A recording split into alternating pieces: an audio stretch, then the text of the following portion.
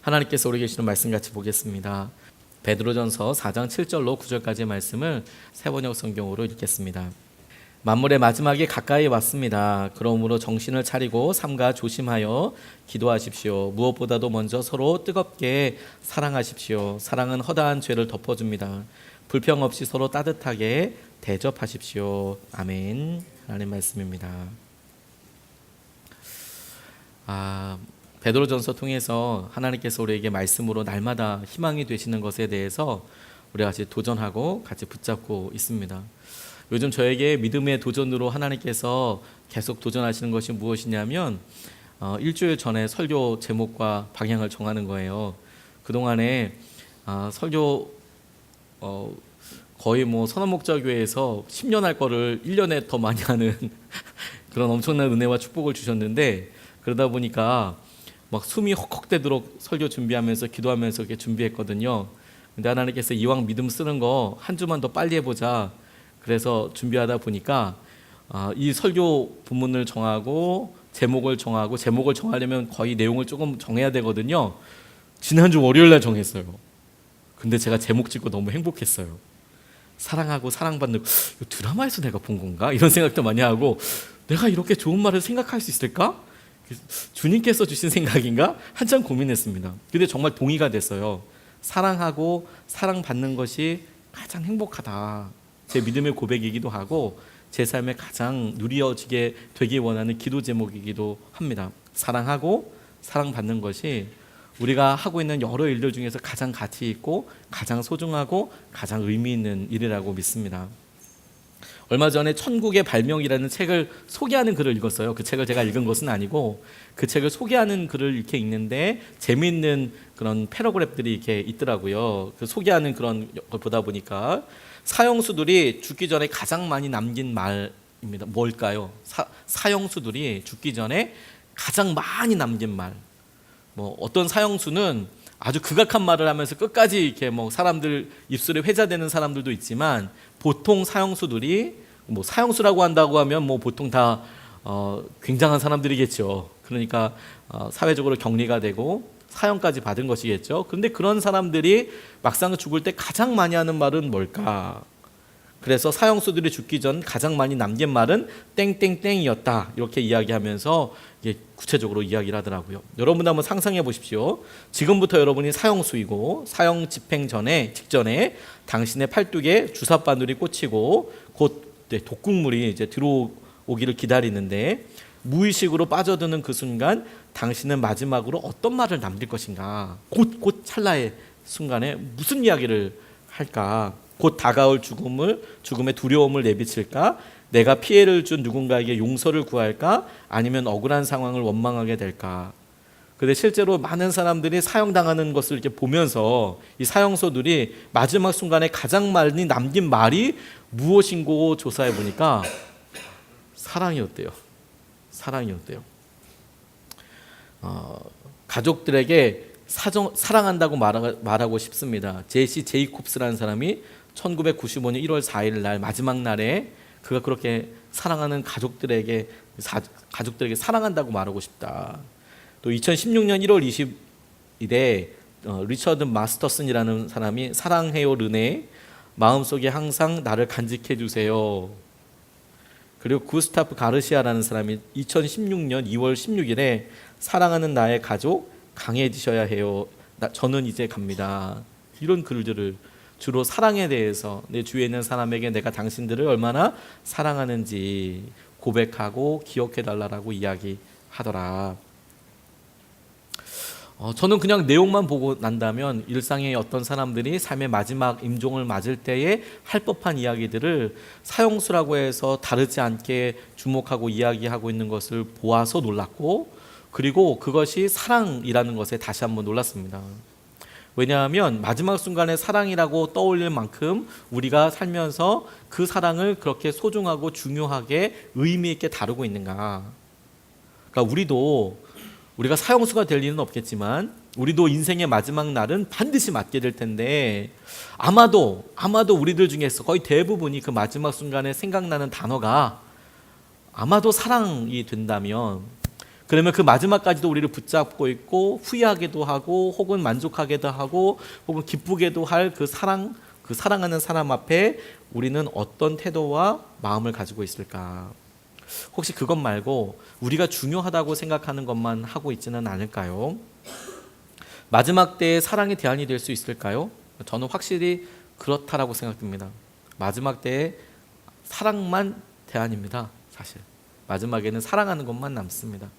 마지막에는 사랑하는 것만 남고 나머지 우리가 했던 여러 가지 일들은 다 사라져 버릴지도 모릅니다. 우리가 누군가의 희생, 누군가의 사랑이라고 표현할 수밖에 없는 과정들을 통해서 이 자리에 이렇게 서 있거든요. 우리가 그것을 깨닫고 있던 깨닫지 못하던, 사실 누군가의 희생이 우리가 보이는 곳 혹은 보이지 않는 곳에서 있었고, 누군가의 사랑과 섬김이 우리가 감사를 했건 못했건 혹은 심지어 우리가 오해하고 있건 그런 사랑과 희생에 비춰서 지금 이제 우리의 모습과 여기까지 지금 살고 있거든요. 근데 그만큼 우리가 이것에 대해서 우리의 삶에 도전해 봐야 한다는 생각이 들었어요. 주님께서 우리에게 주신 사명도 사실 사랑하는 것이거든요. 너 사랑하고 사랑받고 살아라. 그래서 주님께서, 하나님께서 처음에 사람에게 주신 선물이 가정이었고, 그리고 예수님께서 처음으로 우리들에게 주신 선물은 교회였고, 우리의 마음을 가족처럼 하나 될 수 있는 공동체와 만남을 허락하여 주셨는데, 우리는 그게 정말 중요한 거라고 생각하지 않고 바쁜 일들을 생각하고 있는 거죠. 웨인 코데이로 목사님이라는 분이 이런 이야기를 하시더라고요. 제가 설교를 듣다 보니까 마지막 날에 우리가 얼마나 많은 일을 감당했는지 묻지 않으실 것입니다. 우리가 완성한 일에 대해서는 관심 없으십니다. 그분의 얘기예요. 그분이 마지막 날에 우리가 얼마나 많은 일을 했는지, 우리가 얼마나 많은 돈을 벌었고 얼마나 많은 사람들 만났고 우리가 어떤 직위에 있었고 무엇을 했는지 이런 거 하나님께서 묻지 않으실 거다. 근데 이분은 이렇게 상상하셨어요. 하나님께서 당신에게만 맡겨두신 일들을 어떻게 완성했는지를 물으실 거다. 이렇게 모든 사람들이 다 하는 일을 경쟁적으로 얼마나 효과적으로 탁월하게 잘했느냐를 묻지 않고, 내가 너를 그 땅에 보낸 이유, 그것을 사명이라고 하고 비전이라고 하는데 그것대로 너는 정말로 완수했느냐, 너에게 준 그 한 달란트를 네가 맡겼냐, 그걸 맡고 그걸 했으면 하나님께서는 그거에 대해서 평가하시고 잘했다 하실 것이다. 그러면서 자기 친구분 이야기를 이렇게 하더라고요. 글을 열심히 써가지고 숙제를 어사이먼트를 냈는데 그 답변이 교수님으로부터 왔대요. 진짜 좋은 표현이 있고 완벽했다. 표현도 너무 완벽하고 각주도 진짜 잘 들었고 진짜 너 너무 잘했다. 이 설교는 진짜 이 숙제는 너무 잘했는데 아주 위대한 F야. 너는 위대한 낙제야. 이유가 뭐냐면 잘못된 걸 썼어. 숙제로 내준 걸 한 게 아니라 자기가 쓰고 싶은 거를 그냥 써서 낸 거죠. 그냥 너는 진짜 잘했는데 F야 F. 네가 하고 싶은 일 했으니까. 내가 하려고 했던 것은 아니니까. 우리가 선택해야 될 것, 우리가 중요하다고 생각해야 될 것, 사랑과 그 사랑의 여러 관계들을 놓고 이야기할 때 오늘 베드로전서 말씀이 바로 그것에 있어서 우리가 깨어있고 기도해야 될 방향을 제시해 준다라고 말씀을 묵상하고 기도하면서 적용하게 됐습니다. 마지막 때에 우리가 해야 할 것, 마지막 때에 점검하게 하실 때 사랑과 같이 우리가 구체적으로 어떻게 적용하고 해야 할지를 이 베드로전서가 우리에게 세 가지로 도전하고 있는데, 첫 번째로 우리가 같이 붙잡고 기도하고 싶은 것은 기도, 영적으로 깨어있는 것에 대한 도전을 우리에게 하십니다. 기도가 영적으로 깨어있는 기도를 해야 한다라는 거예요. 7절 말씀에 보면 만물의 마지막이 가까이 왔습니다. 그러므로 정신을 차리고 삼가 조심하여 기도하십시오. 만물의 마지막 때에 할 수 있는 기도, 그 기도의 내용이 어떻게 채워지냐면 정신을 차려서 이걸 잘 구별하고 구분하여서 삼가 조심하여서 하는 기도를 해야 한다라고 이렇게 이야기하고 있어요. 마지막 때에 이렇게 이야기한다. 영적으로 깨어 있어야 한다. 저는 이것이 하나님과의 관계를 살아있도록 유지하는 핵심이라는 생각이 들었어요. 마지막 깨어 있어서 삼가 조심하여서 네가 기도해라 라는 말씀을 그대로 우리에게 적용해 보면, 하나님과의 관계가 내가 지금 살아 있어서, 우리가 alive라고 하잖아요. still alive. 내가 지금 살아 있어서 이게 지금 왔다 갔다 하는 것 같아.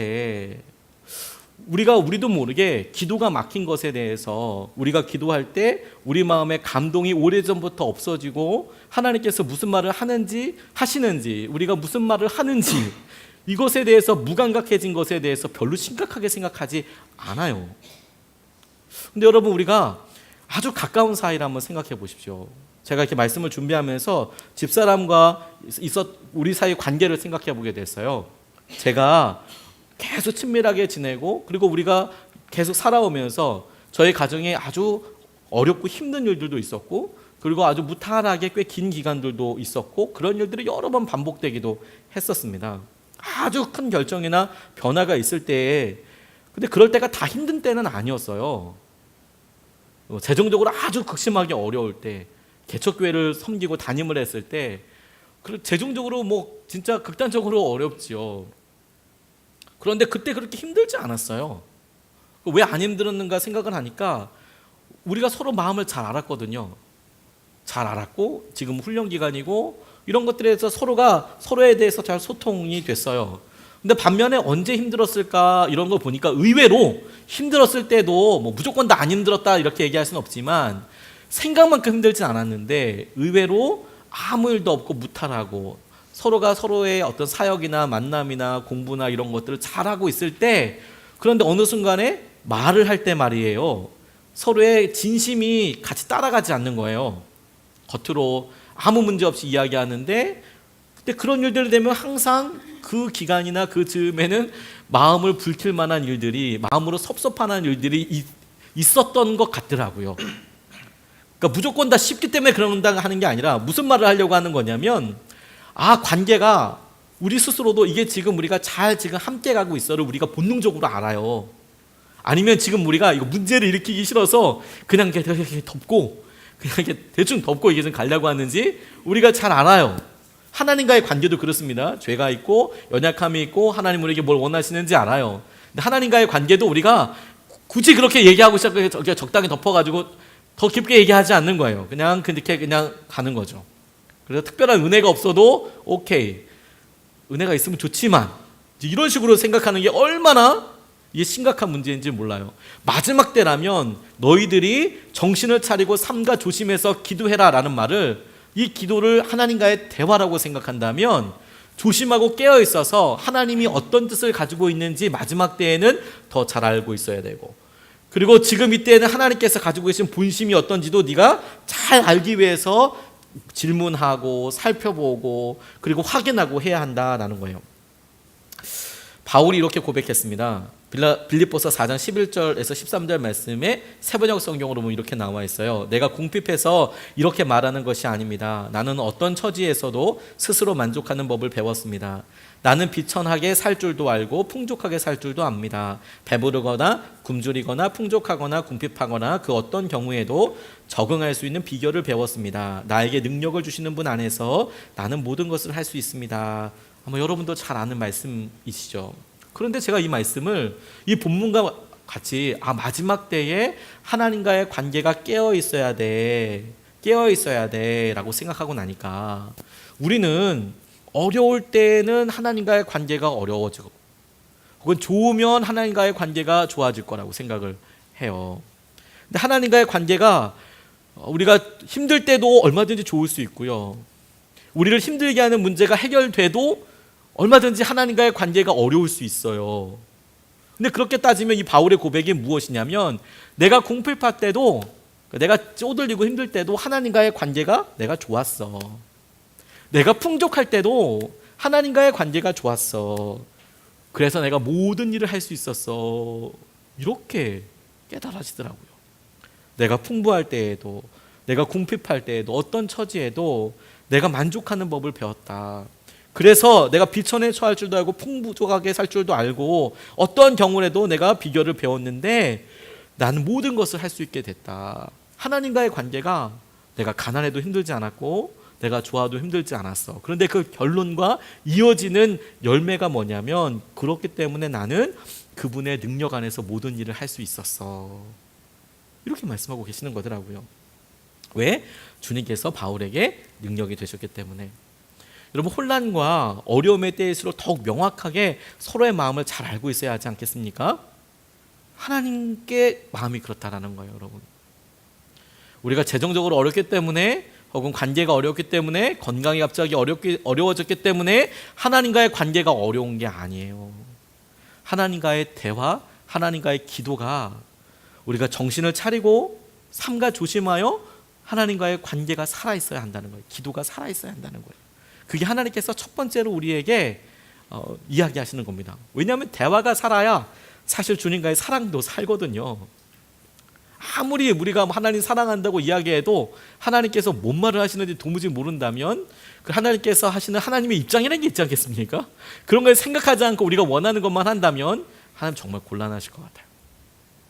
두 번째로 본문 말씀이 우리에게 도전하게 하는 마지막에 가까웠을 때 우리에게 꼭 당부하고 싶어 하시는 게 무엇이냐면 사랑입니다. 사랑. 그리고 사랑은 기회라고 말씀하세요. 8절 말씀에 보니까 무엇보다도 먼저 서로 뜨겁게 사랑하십시오. 사랑은 허다한 죄를 덮어줍니다. 이 말이 어디에 걸리냐 하면 마지막으로 그러니까 만물의 마지막에 가까이 왔으니까 첫 번째 기도해라, 두 번째 그러니까 사랑해라. 만물이 마지막에 가까웠으니까 너희들이 사랑해라. 그리고 사랑은 허다한 죄를 덮는다. 뜨겁게 사랑하라고 말씀하고 계시죠. 사랑할 수 있는 게 기회입니다. 이게 얼마나 중요한 기회인지 모릅니다. 사랑은 혼자서 할 수가 없어요. 짝사랑도 있다라고 이야기하지만 짝사랑은 어떠한 사랑의 종류이지만 여러분, 사랑을 받는 대상이 없는 건 아닙니다. 그 사람이 모를 뿐이죠.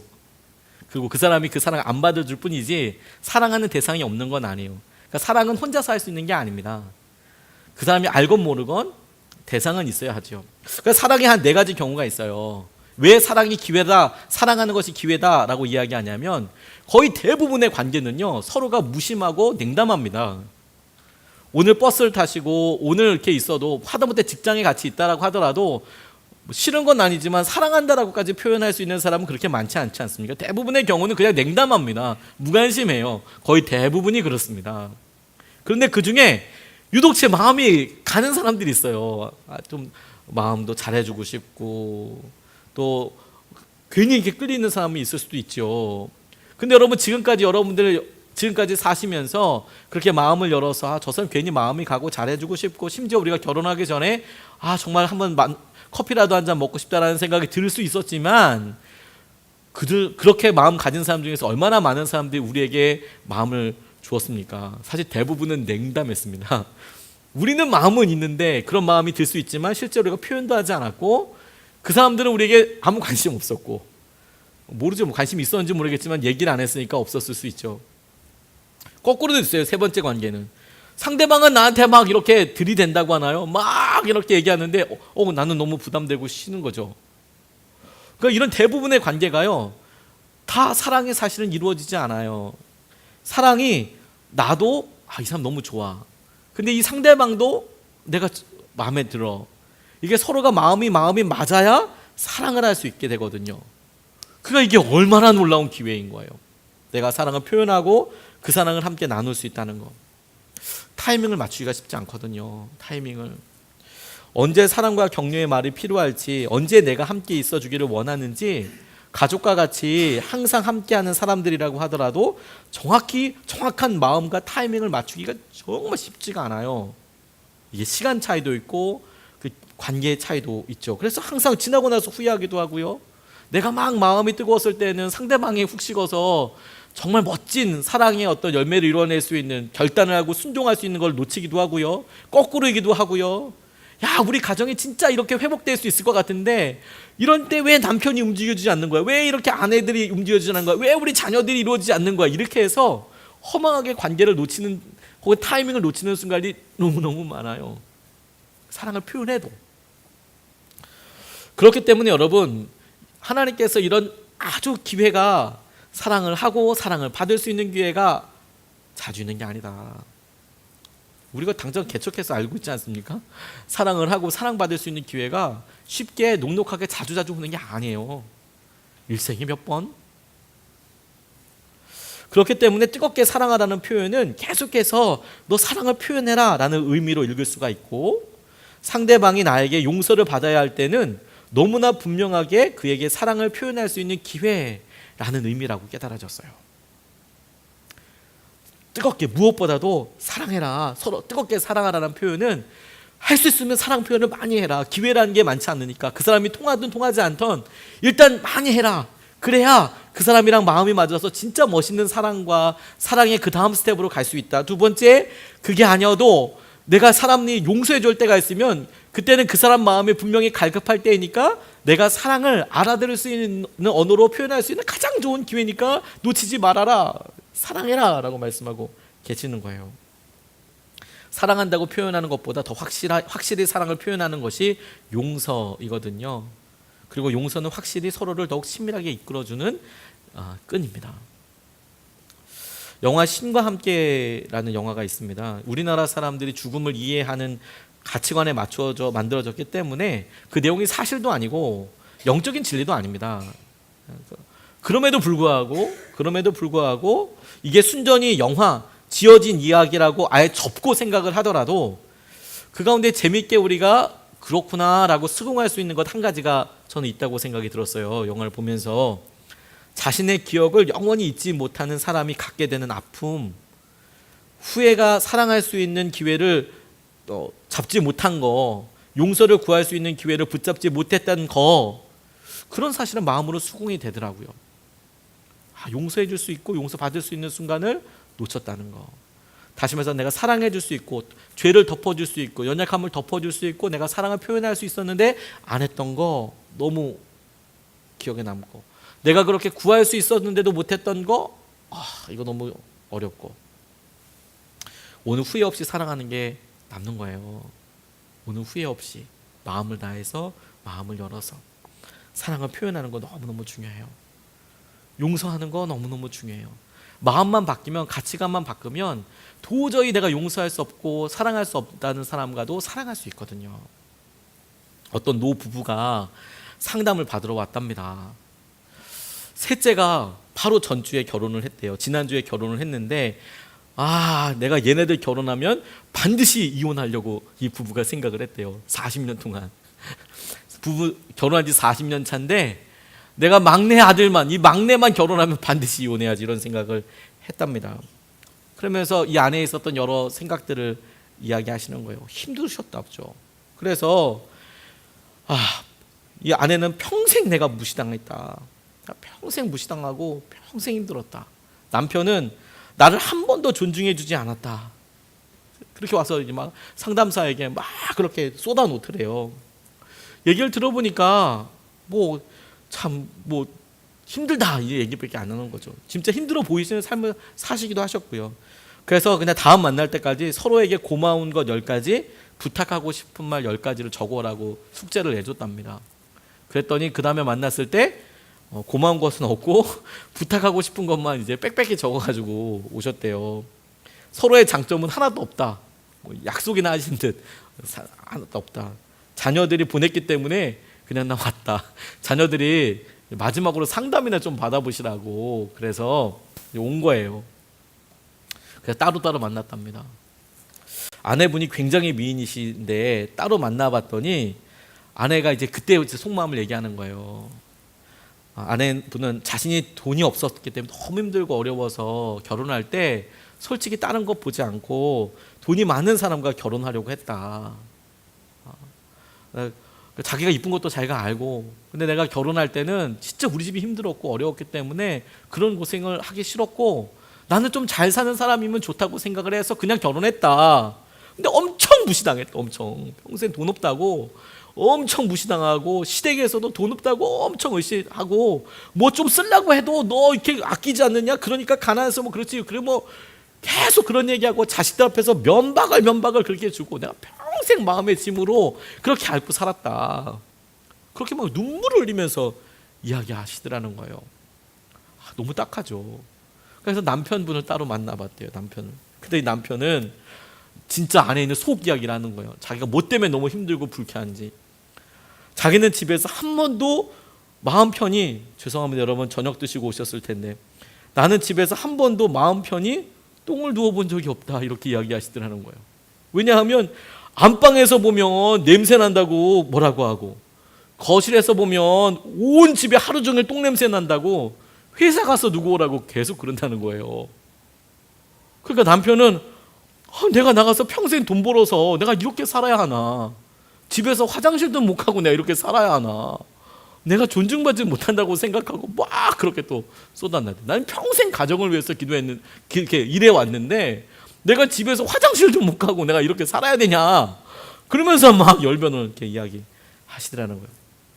그래서 평생 아픔을 이렇게 표현하시려는 것이려니, 그냥 다음에 만나서 이제 다시 한번 다음 만나면 이렇게 이야기하실 때 마주 보면서 좀 얼굴 좀 마주 보시라고, 너무 이렇게 하지 마시고. 근데 갑자기 눈을 마주 보고 있는데 아내분이 우시더래요. 그래서 남편분한테 이야기했답니다. 뭐가 보이시냐고. 남편분이 이렇게 보더니 아내에게 어린 아이가 보인다고 이렇게 이야기하시더래요. 그래서 한마디 좀 해보라고, 울고 있는 아내한테 한마디 좀 해보시라고 남편한테 그랬더니 이 할아버지가, 할아버지 아니죠, 요즘은 할아버지라고 할 수가 없죠, 이분이 뭐라고 이야기하냐면 울고 있는 아내한테 내 아내는 늙었어도 좀 미인이다 이렇게 이야기를 했대. 진작에 좀 그렇게 얘기하지. 내 아내는 울고 있는데 보니까 늙었어도 좀 미인이다. 근데 이 여자분이 처음으로 40년 만에 남편한테 미인이라는 이야기를 들으셨대요. 처음으로 예쁘다는 얘기를 들었대요. 그리고 좀 진정이 되니까 아내분도 남편한테 마음에 있는 이야기 좀 해보라고 그랬더니 생각하시다가 우리 남편은 장이 튼튼해서 매일 변을 본다 이렇게 이야기했어요. 장이 튼튼해서 매일 화장실에 간다 이렇게 얘기를 했대요. 생각이 바뀌니까 상대에 싫었던 그런 장면도 장점이 되죠. 여러분, 우리가 조금만 생각을 바꾸면 얼마든지 사랑할 수 있고 얼마든지 용서할 수 있고, 그리고 그 기회를 놓치지 않을 수 있어요. 사랑하고 사랑받는 게 가장 위대한 일이라니까요. 우리가 나라와 민족을 위해서 어마무시한 일을 할 수도 있지만, 우리가 우리 아내에게, 남편에게, 우리 사랑하는 아이들에게, 우리 부모님에게, 우리 형제에게 하는 것이 그런 다른 일들보다 만만치 않게 중요한 거예요. 사랑하고 사랑받는 것. 그리고 주님께서 또 하나 우리에게 말씀해 주시는 것, 도전하시는 것이 무엇이냐면 섬김의 기회를 놓치지 말라고, 후회를 남기지 말라고 그렇게 도전하신다고 묵상하게 됐어요. 9절 말씀에 보니까 불평 없이 서로 따뜻하게 대접하십시오 이렇게 이야기했습니다. 자, 불평 없이 서로 따뜻하게 대접하십시오 라는 것도 역시 첫 번째 문장에 걸려요. 만물의 마지막이 가까웠으니 기도하라는 거, 사랑하라는 거, 그리고 마지막으로 서로 따뜻하게 대접해라. 기도가 하나님과의 관계를 말하는 거라면 이 사랑하라라고 이야기할 때 이 사랑은 비교적 가까운 관계 안에 있는 사람들에게, 그리고 우리의 마음을 표현해야 될 사람들에게 기회를 놓치지 말아라 라는 의미이겠어요. 그런데 세 번째로 섬김의 기회를 불평 없이 서로 따뜻하게 대접하라 라는 그런 이야기는 가까운 관계에서도 얼마든지 가능하지만 비교적 조금 우리가 대면대면 조금 멀리 있는 그런 관계의 동심원으로 이야기한다면 적어도 가족 바깥에 있는 그런 사람들에게도 불평 없이, 네가 처음 봤다고 하더라도 후회 남기지 말고 네가 그 기회를 섬겨라. 이건 우리에게 참 굉장히 되게 축복의 일도 될 수 있고, 하나님께서 우리를 축복해 주시는 일, 혹은 우리가 그 사람에게 해야 하는 일이 하나님의 계획이실 수도 있다. 그래서 그 기회를 놓치지 말아라. 하나님께서 일하시는 손, 하나님께서 일하시는 발, 하나님께서 사용하시는 통로가 되는 일을 절대로 놓치지 마라. 불평 없이 섬겨라. 서로 대접해라 라고 말씀하시는 거예요. 여러분, 우리가 사람들 섬기면서 우리가 삽니다. 우리가 일어날 수 있어요. 사랑하고 용서하는 것이 비교적 가깝다면 오히려 우리가 모르고 잘 모르기 때문에 이런 일들을 소홀히 하기 쉽지만, 하나님께서 부지 중에 알게 모르게 하나님 천사를 대접한 사람도 있다라고, 그래서 그것이 사는 길이 되고 그것이 그에게 축복이 되는 길을 겪게 되었다라고도 말씀하고 계시죠. 히말라야 성자라고 불리는 썬다싱이라는 분이 히말라야를 넘어가고 있는데 큰 눈보라를 만나서 죽어가는 사람을 만났답니다. 거의 목숨이 경각에 달려 있는데 히말라야 산이 여기 옆에 있는 이 조그만 산도 아니고, 제 산 이름도 뭔지 모르겠어요. 여기 한 30m 되는 이런 산이 아니지 않습니까? 히말라야 산이. 3,000m도 아닙니다. 엄청 높습니다. 그런데 거기를 넘어가야 하는데 이 추위로 죽어가는 사람을 어떻게 호송할 수 있는 방법이 없는 거죠. 놔두고 가자 이렇게 이야기하는데 다음 마을로 가는 데까지 답이 나오지 않으니까 대부분 그렇게 이야기하는데 이 썬다싱이라는 사람은 함께 가야 한다고 우겼답니다. 그랬더니 썬다싱까지 내버려두고 그냥 갔대요. 너 혼자 가려면 데려가라. 우리는 간다. 지금 이게 눈보라가 오고 그러는데 어떻게 다음 마을까지 이 사람을 데리고 가냐. 사실 사람을 호송하려고 그러면 힘이 많이 들거든요. 그렇지 않습니까? 한 사람을 이렇게 부축하고 간다고 해도 힘이 배로 들고요. 두 사람, 세 사람이 혹은 번갈아 가면서 해도 힘든 거거든요. 그런데도 그냥 자기 이거 안 되겠다고 싶어서 썬다싱도 정 그렇다면 여기 남아라. 데리고 와라 네가. 그리고 자기들은 간다 이렇게 이야기하고 출발해 버렸답니다. 근데 이 썬다싱이 혼자서 그 사람을 업고 산을 넘기 시작했답니다. 그 사람을 업고. 얼마나 힘들었을까요? 그렇죠? 힘들었을 것 같아요. 그렇죠? 저같이 한 40kg 되는 사람이어도 힘들 것 같아요. 엄청 이렇게 올라가는데 막 죽을 것 같이 땀이 그냥 김이 막 모락모락 나는 거죠. 그런데 한참 지나고 나니까 자신보다 먼저 간 사람들이 얼어 죽어 있더래요. 추위 견디지 못하고. 근데 자신은 추운 게 어디 있습니까? 땀이 엄청 나잖아요. 그리고 그 사람들 그 체온으로 인해서 오히려 회복되고 살아남을 수 있었다고 이야기해요.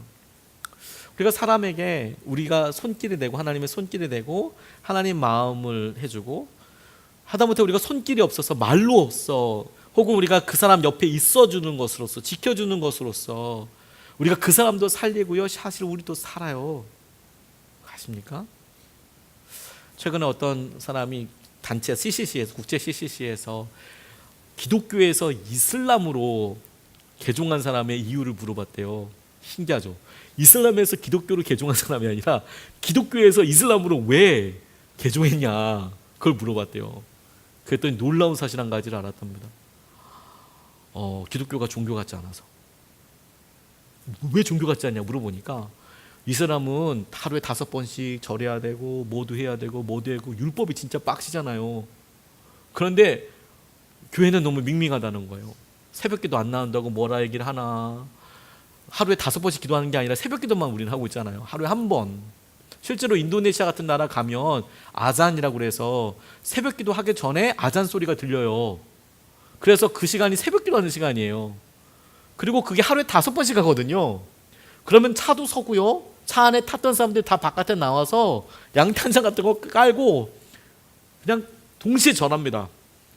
그리고 가까운 기도처에 다 들어가서 그렇게 해요. 그래서 아잔 소리가 들리기 시작하면요, 다 그냥 올스탑입니다. 그 시간대에는 뭐 인도네시아나 이런 나라 같은 데 가면 올스탑이에요. 아잔 소리가 그냥 온 도시에 그냥 다 뭐라 하는 소리가 막 계속 들려요. 근데 그렇게 막 율법적으로 이렇게 하는 게 뭔가 종교 같고, 이거 뭐 수요 예배 안 나온다. 금요 성령 집회 안 나온다. 너 뭐라기를 하나. 이거 너무 밍밍하다 이렇게 생각해서 옮겼다는 거예요. 세상에 어떤 영적인 깊이 이런 게 아니라 종교 생활하는 것 같지 않다. 뭔가 내가 좀 뭐 지키고 이렇게 하는 것처럼 여겨지기 때문에 이상하지 않습니까? 매이고 그런 거 우리 스스로 이렇게 잘 헤매고 막 이렇게 있는 거예요. 위스콘신 대학에서 통증 연구하는데요, 자발적 자원자들 고통을 실험하는 거였기 때문에 자발적 자원자들을 겪었대요. 그래서 얼음물에 얼마나 오래 발을 담가 놓을 수 있는지를 실험했대요. 얼음물에 물 담고 있으면 진짜 고통스럽습니다. 특별히 발목 같은 거 삐고 나면 주님 모시도록 기도하고 싶어져요. 주님 빨리 오세요. 너무 아파요. 이렇게 기도하게 되거든요. 근데 실험실에 친구나 가족이 함께 있으면 그러면 혼자 있는 사람들보다 자그마치 2배 이상 더 담글 수 있대요. 신기하죠? 분명히 그 말하는 건 엄살일 텐데 아프다고 막 이렇게 이야기할 텐데 옆에 가족이나 친구가 있으면 아파, 아이고 지야, 뭐 내가 이럴 줄 알았으면 이걸 했네 마네, 뭐 더 하네, 뭐 이렇게 하면서 2배나 견딘대요. 아무도 없으면 그냥 빼고 마는데 2배나 견딘다고 하더라고요. 가만히 옆에 있어만 줘도, 심적인 고통을 내가 함께만 있어줘도. 그러니까 여러분, 우리가 섬김의 기회에 내가 그 사람을 섬기고 그 사람을 함께하고 있는 것이 그 사람을 살린다니까요. 그리고 우리도 사실은 그렇게 되면서 삶에 아까 얘기했듯이 내가 이것이 수고가 아니라 나를 살리는, 내가 하나님을 사랑하고 하나님을 사랑하기 때문에만 할 수 있는 행동으로 받으면서 살 수 있다라는 겁니다. 어떤 경우에도 여러분 그렇게 믿어주는 한 사람만 있으면 돼요. 그리고 우리가 그 사람 되면 됩니다. 어떤 자매가 나중에는 참 훌륭한 상담사가 되기도 하고 그랬는데, 그분이 강의에서 이런 이야기 하더라고요. 자기 어렸을 때 부모님이 그렇게 싸웠대요. 그렇게 싸웠답니다. 그러니까 혼자서 생각하는 시간이 너무 많고 어렵고 힘들었대요. 그런데 가족이 막 그렇게 하니까 자기가 혼자서 상상하다 보니까 나쁜 상상을 많이 했답니다. 아픈 상상, 내가 죽을 병에 걸리면 어떡하지, 이런 생각을 어린 나이에 많이 했답니다. 근데 중학교 2학년이 되니까 진짜로 몸이 아프더래요. 그리고 병원에 갔더니 진짜 병명이 있더래요. 그래서 얘 앞으로 이렇게 하면 머리도 어지러지고 공부도 오래 하지 못하고 누워있게 되고 학습 능력도 떨어지게 될 거고 막 그렇게 이야기하더래요. 그런데 진짜 그게 신기하게도 그 이야기를 의사 선생님한테 듣자마자 자기한테 그런 증상이 똑같이 일어나더래요. 공부도 안 되고 졸리고 자고 싶고 막 이런 일들이 마구마구 일어나더래요. 근데 중3이 딱 됐는데, 중3 되면 인문계랑 실업계 고등학교를 선택을 해야 하는데, 그때 반이 한 40명, 한 45명 정도 됐답니다. 그런데 중학교 2학년 때부터 자기는 그러니까 아예 그냥 엎어져서 계속 잤대요. 수업이라는 건 모르고 그냥 계속 잤대요. 그러니까 중3 되니까 당연히 성적은 아주 그냥 직각으로 그냥 확 떨어지지 않겠습니까? 그런데 학교 가는 거 이제 물어보더라는 거예요.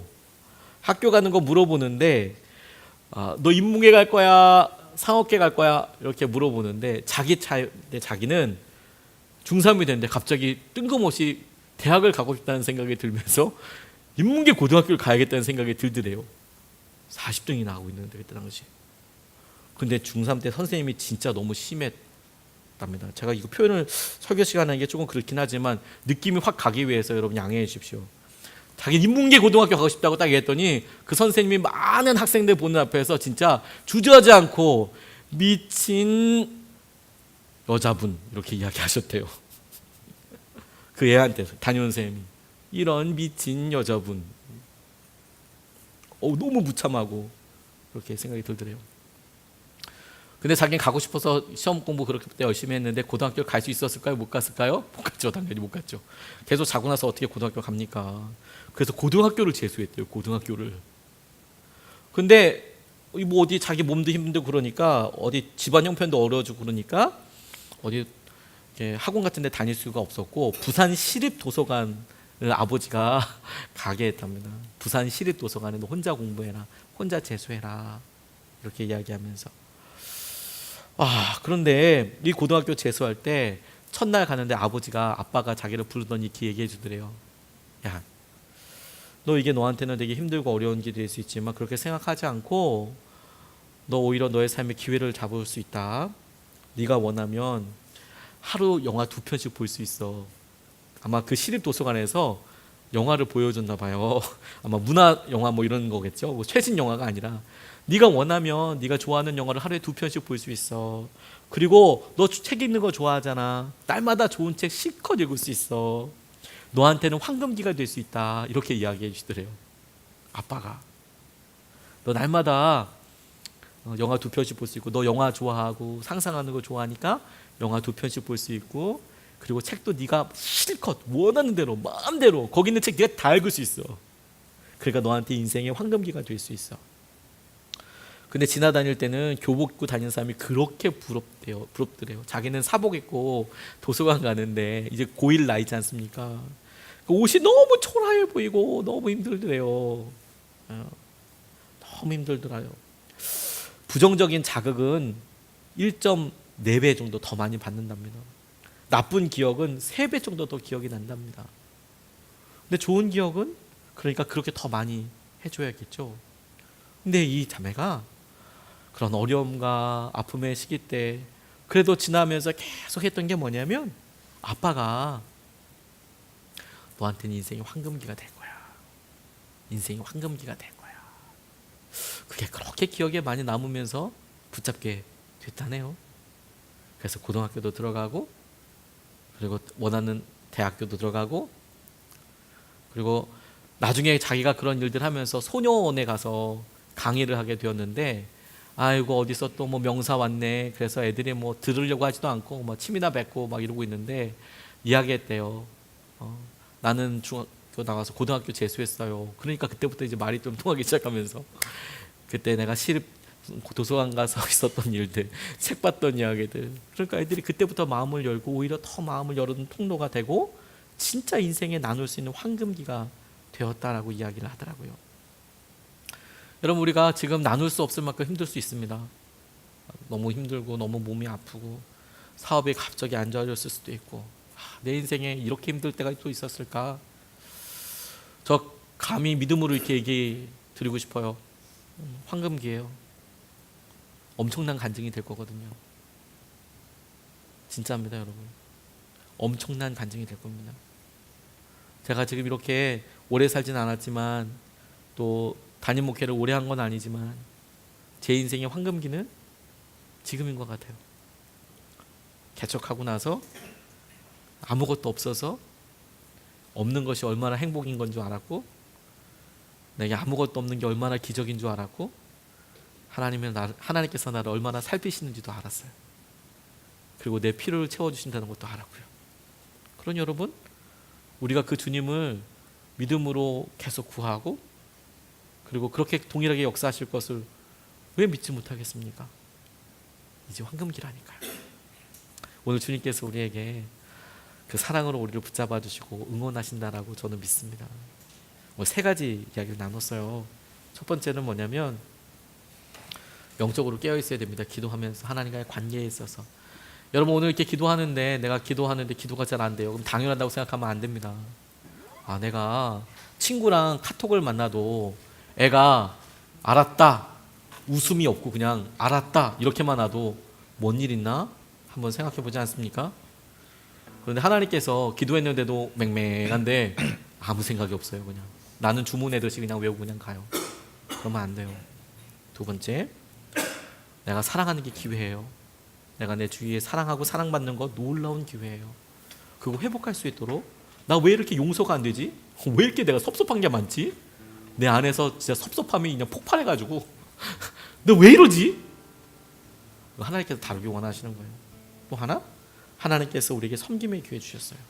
여러 사람을, 왜냐하면 지금이 황금기거든요. 우리가 어렵다면 진짜 황금기인 거예요.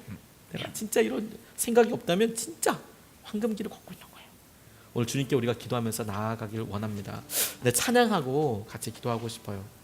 신실하게 진실하게 주님께서 우리를 붙잡아 주시고 우리를 거룩하게 살게 하여 주십니다. 우리 같이 찬양하시겠습니다.